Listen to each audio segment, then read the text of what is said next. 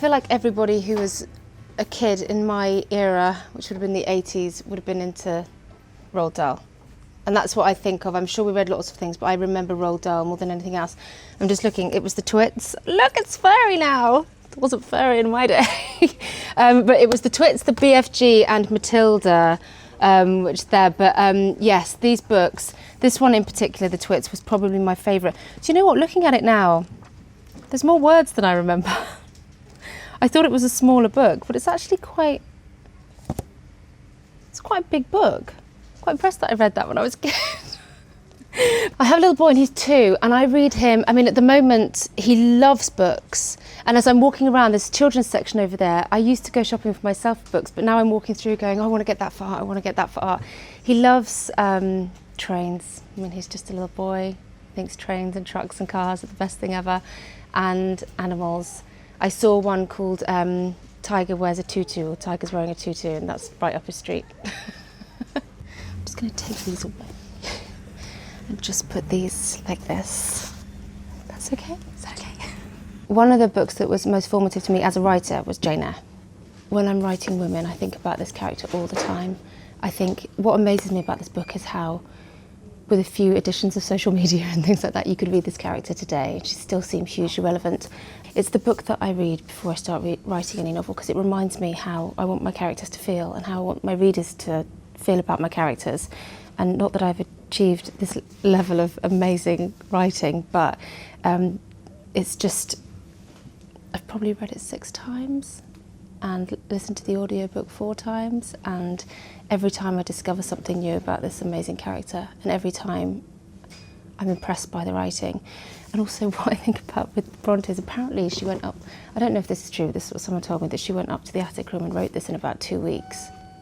So it's a real lesson in how to just pull your finger out and write a book as well, without the influence of social media. The Cows is about 3 women, 3 very modern women who live in London, who have very different attitudes to motherhood and very different lives.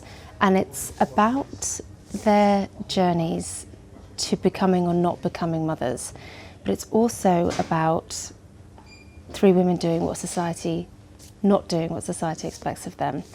And I wanted to write a book about this fast-growing demographic of women who aren't having children. And for whatever reason that's happening to them, whether it's a choice or not, I wanted to explore in this. But I had a baby halfway through the process, so I had to give one of them a child because I couldn't not write about that whole thing.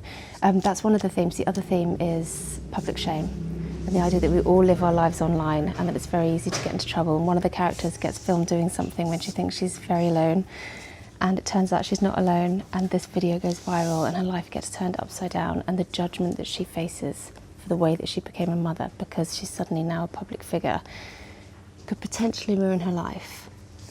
But it's a book about taking control of your own existence, and no matter what happens, you have the power to pull it all back together again. So that's kind of what happens. If I could only read 5 books for the rest of my life, what would they be? One would be We Need to Talk About Kevin, which I think you read and either love or hate. And I don't know if I loved it, but never has a book stayed with me in the way that that did. I literally had to have friends around every day who had read it to talk about it. I couldn't get this out of my head at all. So impactful on me. Love Lionel Shriver as a writer.